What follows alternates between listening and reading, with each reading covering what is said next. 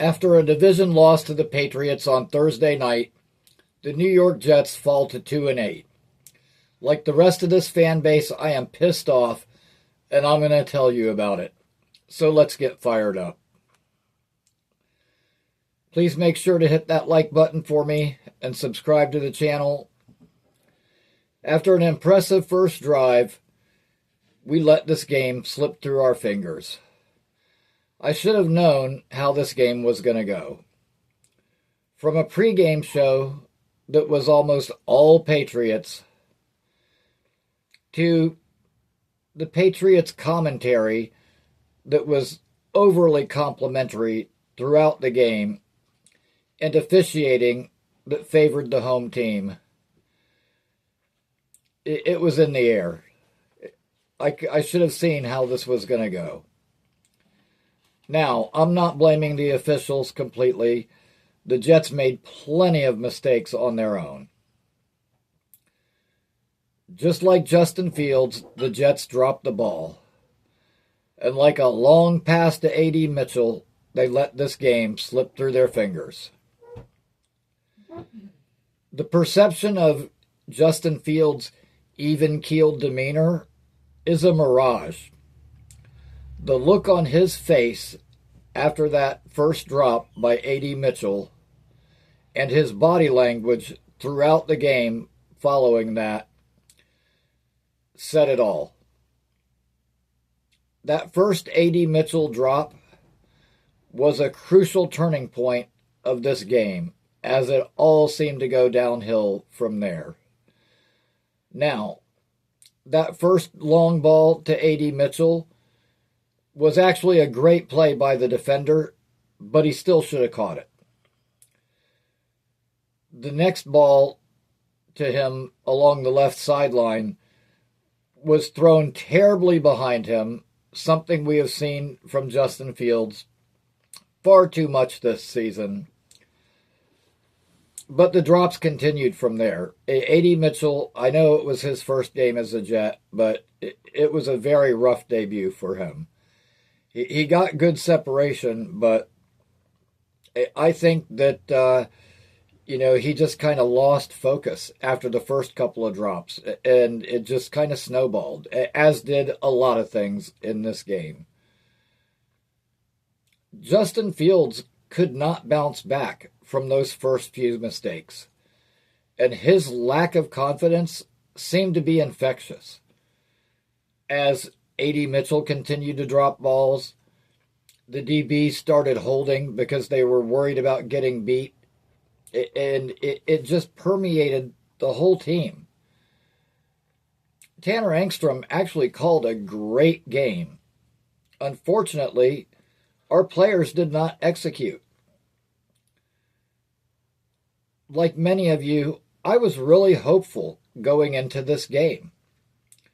Following a 6-sack performance, we faced the second most sacked quarterback in the NFL in Drake May. However, our pass rush just did not get home throughout this game, and it was shocking. However, it was a typical Jets thing. It was a same old Jets thing. This isn't the first time we've faced one of the most sacked quarterbacks in football and not gotten pressure on him. You guys all know I have been probably Aaron Glenn's biggest supporter from the very beginning. But if there's one thing about Aaron Glenn that has really gotten on my nerves that I can't stand, it is his unwavering support of Justin Fields. This guy just cannot seem to put it together. Much like Quincy Williams, Justin Fields had his best game of the year after being benched, which, by the way, was a great motivational tactic by Aaron Glenn, the benching of Quincy. You know what? If you ask me, maybe we should bench Fields again. Maybe it can light a fire under him. However, I am really not holding out any hope to get anything more out of Justin Fields than what we have seen thus far. It's very obvious that this is just who Justin Fields is. And it's unfortunate for this team because we are saddled with him for the remainder of this season. I have a funny feeling we're going to see Justin Fields again next week, although if it were me, he would be on an extremely short leash, and I wouldn't be surprised to see Tyrod Taylor.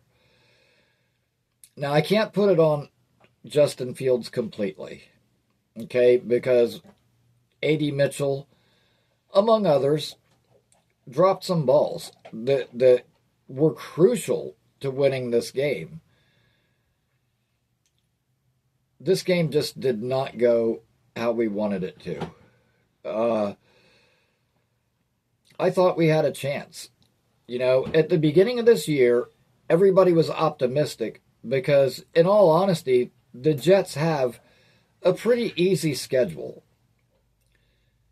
That's another reason I thought we had a chance, because even though New England has such a good record, they played a lot of bad teams.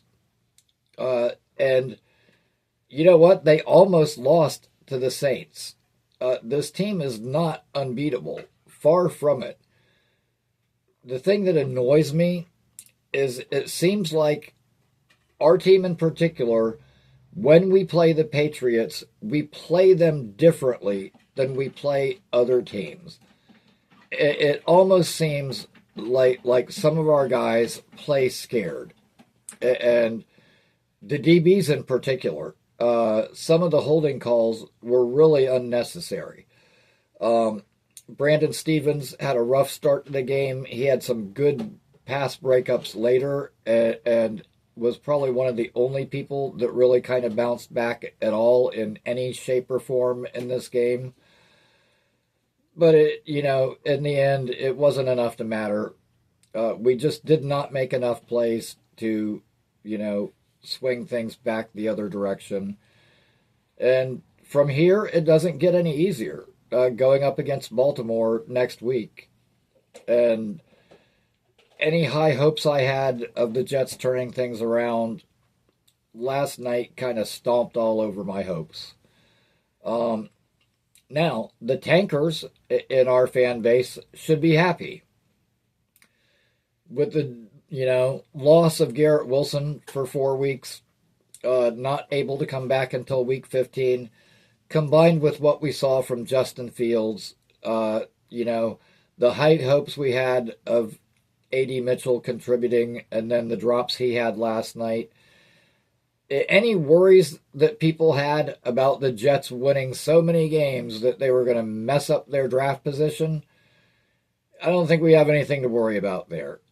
So, like I said, the tank crew, they should be happy because I think there is no risk of us winning enough games to mess up our draft position. I know after last week's win, we fell from like 2 to 5 in the draft order. But guess what? We still play the Saints. We play some teams that are ahead of us, and I have a feeling that we're going to move right back up the rankings as far as that draft position goes. And the only good part of that is by the end of the year, we should find ourselves in excellent position to get our quarterback of the future, which is desperately needed. I'm not going to break this game down in this video, play by play. I just don't have it in me. I'm disgusted. You guys know me. I'm usually one of the most optimistic Jets fans, and I can find a silver lining in anything. But I just don't have it in me to do it right now. I am extremely frustrated. That was a winnable game. That's probably the part that pisses me off the worst, is that was a winnable game, and we blew it. We literally let the game slip through our fingers. All we can hope for is, I don't think we're going to get a lot of wins, but if we can continue to show improvement, except for quarterback, I don't have any, illusions about that happening. But as a team, if we can continue to show improvement, at least be competitive down the stretch, I think it bodes well for our future. Thanks everybody for watching. I appreciate you guys as always. Again, remember to hit that like button and subscribe to the channel if you have not. And a little bit of good news. The live shows for Rickie New York Live should resume next week. My new laptop arrives today, and all the tech issues should become a thing of the past. I've really missed interacting with you guys and taking calls and interacting with the chat. That is my favorite part of this show. I've said it a million times, even though this is a Jets show, it's really more about you fans than it is the team. Being able to interact with you guys makes this all worth it. Can't wait to talk to you guys again. Thanks as always for your support, and until next time, go Jets.